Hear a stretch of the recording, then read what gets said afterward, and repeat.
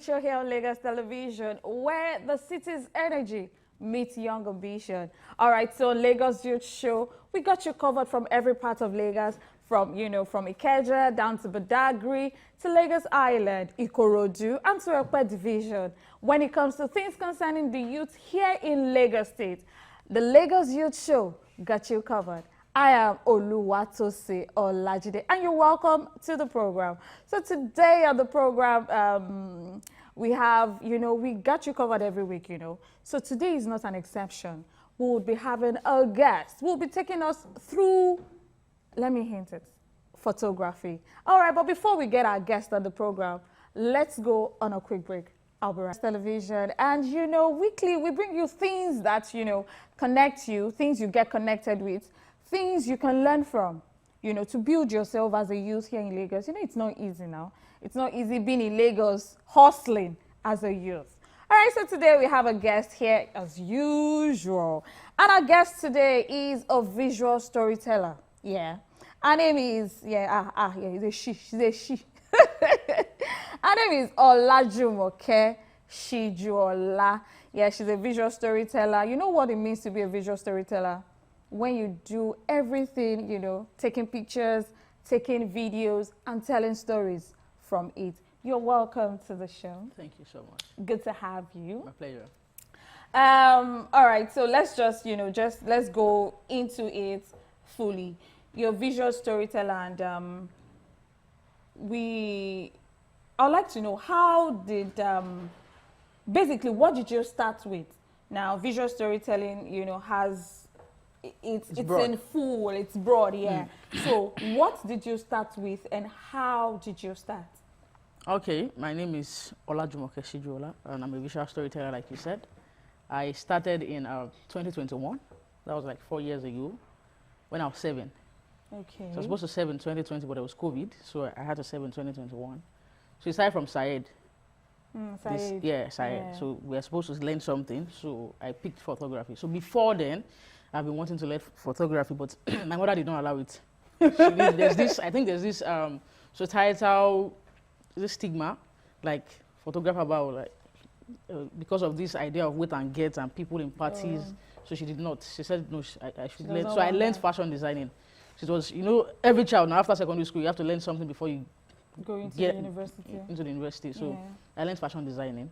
So, but I noticed that when I started buying phone for myself, one of the key features I am so concerned about in my phone is the camera. So I really like taking pictures. So my friends were like, oh, come take us pictures. So when I had the autonomy, like the full power over my own life. To decide. Yeah, to decide. I decided I was going to do photography. So it was big. It was born out of, so it was not even for like profession then. It was born out of, I would not also call it hobby. I needed something to just make me happy at the time. I was down. Okay. So I was trying to think about what can make me happy. So I thought about several things I liked doing, and photography was it for me. So I decided to learn when I was 7.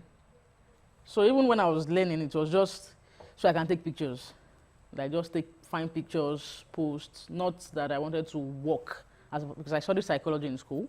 Okay. In fact, I proceeded to do my MSc in clinical psychology, right? Because I really wanted to be a psychologist. But then, after I learned, I served in Oshogbo. So, few months to rounding up my NYC, I started reaching out to people like, oh, I'm almost done with service. I want to start working. I want to do. And the question everybody keeps asking is, what can you do? Then I talk about psychology. I said, no, not your certificate. What can you do? I was like, I went to school. I'm done 7. I have a certificate. That's what I want to do. They said, no, what can you do?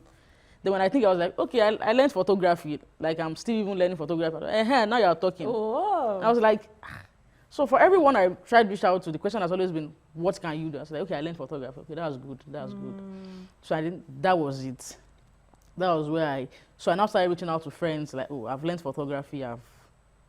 And I learned in July 2021. My first client came in December 2021. Okay.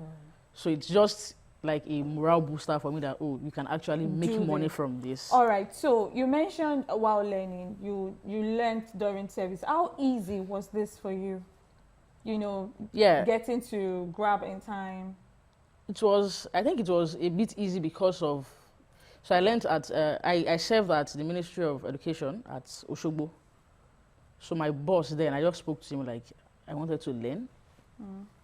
And he was like, okay, I mean, you really don't have, I mean, as corpers, I was at the ministry helping him out. He was like, okay, we can always work around it. So he made it quite easy for me you. to learn. And because when I Googled, when I researched people I could learn from in Oshobo, luckily enough for me, the person I learned from was just like 2 minutes away from where I was living. Okay. So it was just like the street. Okay, okay. So now, you talked about starting up. You talked about learning around June, am I right? Yes. And you got your first clients In October. in October. Yeah. Within that space, how did you get your client? Like, fine, you have to, you just started. Yes. So let me put it this way. One, how did you get your client, and how easy was it for you to get the client? Okay. Before I answer that question, I'll start from how I got my camera. Right, because Okay, so you want us to get into that, right? Yes, because okay. I think if you don't have a gadget, you cannot even start pushing out for like you want to get a camera or something. Well, true. So when I started, you know, I mentioned that I was down. That was why I learned photography. It was not born out of hobby. It was because I was down. I needed something to uplift my spirits. Yes, you said so. So when I finally reached out to my mom, I was like, I've learned photography. Like, you and this photography. So she bought my first camera for me. Oh, she didn't support you initially. Now she supported you. Yeah, so she bought my first camera for me. And that was after I have invested too. Because as at then, I had a laptop that I used for my project in school, which my mother got for me. But by the time I wanted to start editing, the softwares, Premiere Pro and Co, the camera could not, the laptop could not handle them. So I had to sell my phone. Okay. I was using an iPhone XR then. I sold my phone and that laptop to buy a new laptop. So my mother could like invest in me because she saw that you if you could sell your phone, then you really want to do this. So I sold my phone and I got an iPhone 7 from XR to 7. And yes, so I got a laptop. So it was easier for me to learn because you know when you are learning something, you cannot practice it or you cannot, practice. You tend to forget. You tend to forget. Yeah. So I had to practice. So I bought, the camera I bought, it was I think they contain D700, those beginner camera, but I just had it so I can take pictures and all of those things. So I was practicing and I was posting. So going back to how I could get my clients, I think, when you talk about capital, there's something called social capital. So while in school, I invested in humans. Like I used to be a student union person. So I know a lot of people in school, and it was beyond knowing a lot of people in school. There was this strong bond. There was a relationship on ground. So because of that, I capitalized on that relationship. So I reached out to people like, I'm now doing photography. So it was quite difficult at some point because we're like, your leader is doing photography. Yeah, like she's carrying camera up and down. But it is what I wanted to do. So I reached out to a lot of people. And yeah, my first client was not my course-mate, but like a colleague in school. Okay. Who is doing well. A senior colleague actually, who is doing well. So he reached out to me like, oh, Sai, come on. He was opening a clothing brand. So he just reached out to me that I should come on. Take the pictures. So what was it like? It was my first. I won't say I was confident because they are my people. So I think if it was a new person entirely, I might, being the first time, I might feel somehow. But because they were my people, it was just like me going to a party and just doing something on the side. So it was more than, it was not like, I'm going there to take pictures. It was like I was going to a party, but I want to help them take pictures. So it was just like a community for me.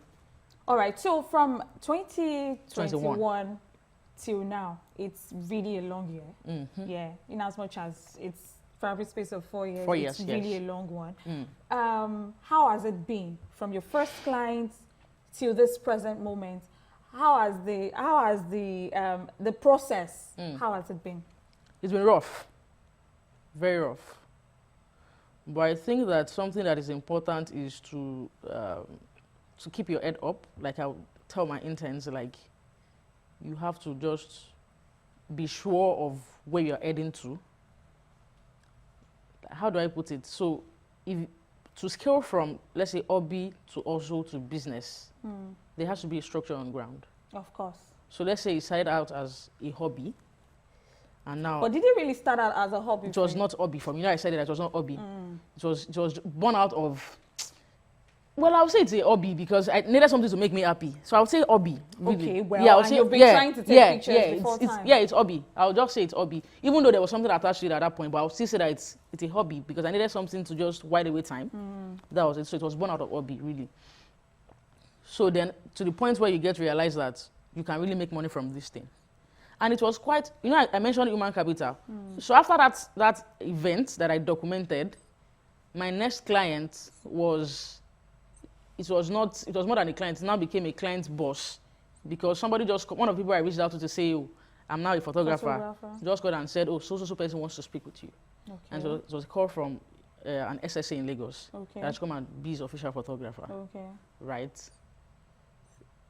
And I got into the space like that. I was not even really good then, but I entered that realm like that. So I decided it was now like it was not really a photography.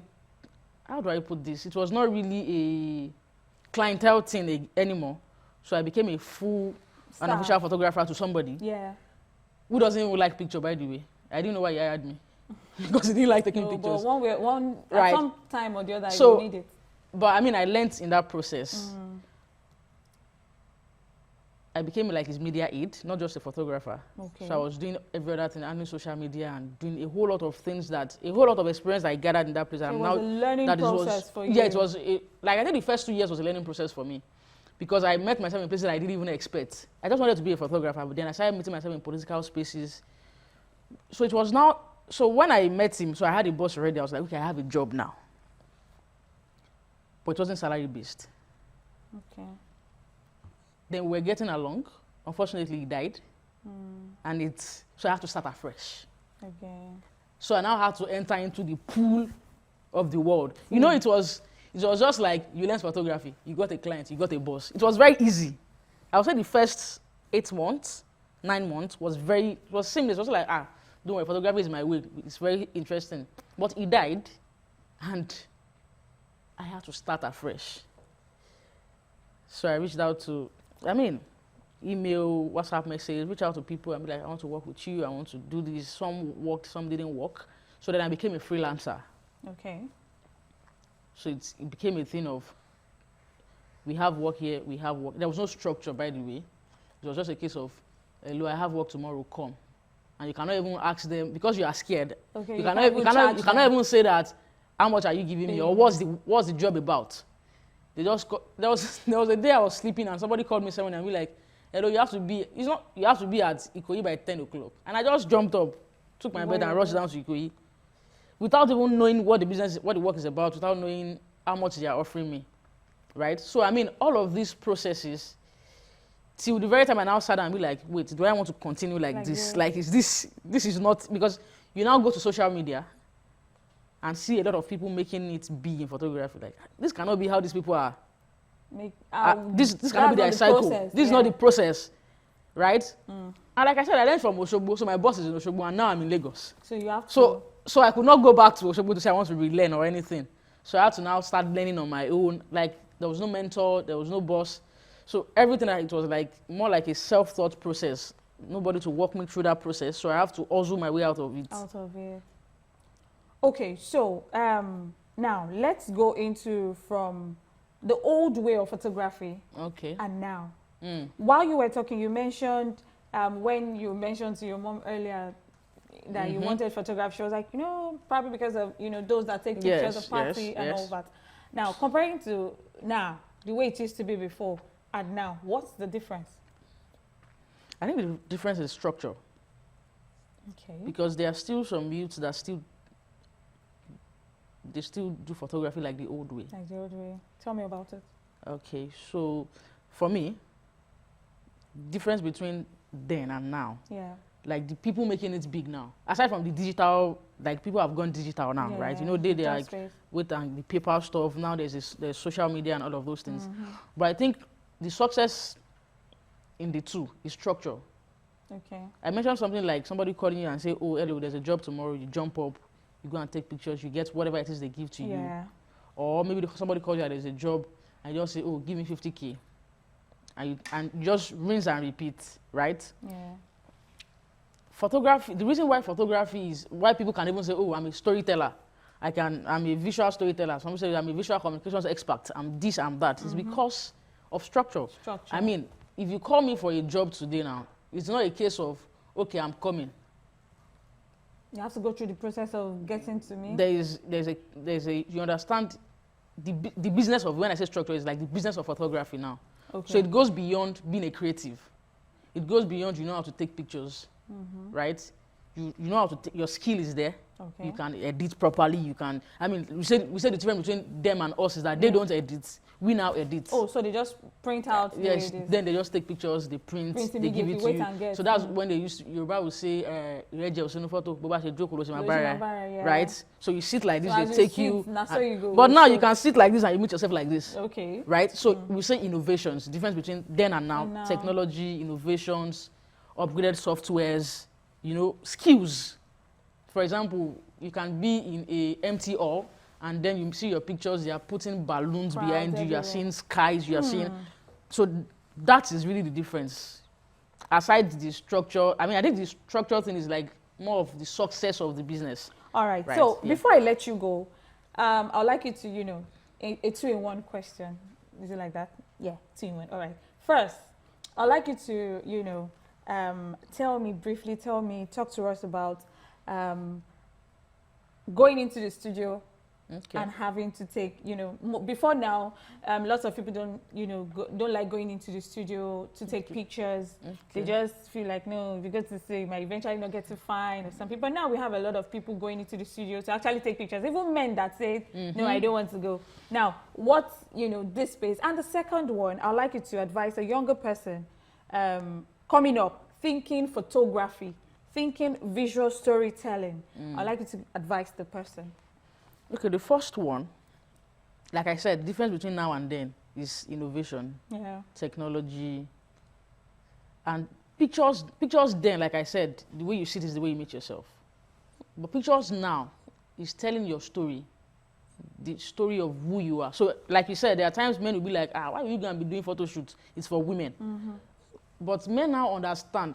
The storytelling part of photography is that people now understand that there is a way photography can showcase you to the world. There's a way a photographer can make you appear. It's not just clicking the shutter. From the pose, the dress, the tone, the color grading process, you know, all of these things. For example, there's a different way, if you want to take a birthday picture, it's different from when you're taking a brand picture. Yeah. So now, if you own a brand, there's a way you tell your brand story with photography. For example, maybe you want to appear elegant. Maybe you want to appear like somebody like an authority. Now, photography now does all of those things to you. Like, you don't even have to write anything. For example, maybe you just sit like this, or you're sitting like this. You know, the pose, the emotions it evokes. So photography has really moved from just taking pictures to emotions. Oh, the photographer will tell you, okay, this way. And you know, the whole process of editing and all these skills, you evoke emotions. When people see it, they connect with you instantly. The connections, I'll say that there's really no connections with the pictures then. It's just, we are doing them, you come and snap us. And they say, the baby is fine. But now, I mean, there's a story to tell in every picture. There is a good photographer, actually. A good photographer. Your picture has to evoke emotions. People have to connect with your picture. People want to now see themselves and be like, oh, am I really this good? Even though they can see themselves in the mirror, but they're looking at themselves and be like, oh, I look powerful. Is this me? Like, oh, I can control. And, you know, they see themselves and they believe in themselves. That's the power of photography now. So the believing in yourself, it's what will lead me to the second question that I asked earlier. Talk to a younger person out there. Let the person know, like a younger person who wants to go into photography. Yes. First, I would say that photography is not for the weak. I mentioned something then when I was reaching out to people that I'm not a photographer. Some people mocked me. They were like, because like I said, I was a student union leader who was, you know how student union can be, the whole noise, the power, leader. So some people were like, leader, your leader is now carrying Not a camera. photographer. So you should not, as a photographer, there's a lot of insults that comes with our job. Okay. I think now I don't really get that vibe again, but then, you know, you are somewhere and they are pushing you, get out, what are you doing? Media, get out of there, you. If you truly want to do this, you have to keep your head high. So, You have to look beyond the noise. It will happen. just Even look over it. people that are documenting president are still facing it. You have to, then you have to have a goal. There's a time to scale from photography being a hobby, being a hustle, and being a business. All right. Thank you very Sorry, much. one more thing. I'm sorry, because, you know, photography is a skill. The last thing is that you have to look beyond being a creative photographer. You have to be a photographer that understands business. I think that's the last thing. That's another thing. Yeah, that's the last thing I want to But mention. then our time will not permit. I will have actually, Okay. talked about About it. business Yes, and yes. photography. All right. Thank you for coming, Shijuola. Shijuola Yeah, Olajumoke. okay, thank you. Thank you. And I know some other time we'll call you because we really need to talk business and photography. Yes. Thank you very much. You're welcome. All right. Let's go on this quick break. When we get back, When we get back, we'll be wrapping up the show.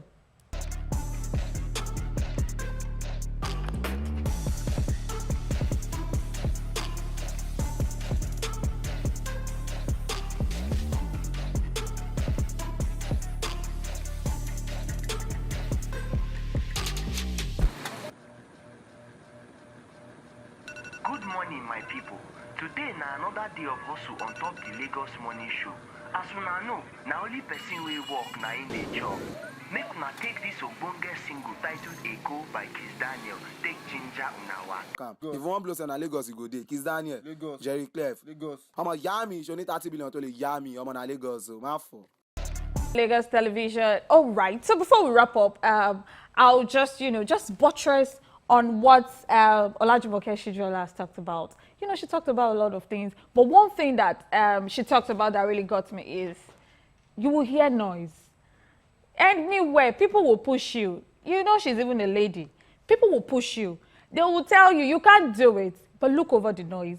Look over it and, stand your ground and be good at what you do. Now, this is not just for photography. It's for every youth out there trying to do something for themselves. All right, till we come your way again, till I come your way some other time, I am Oluwatosin Olajide. Be good.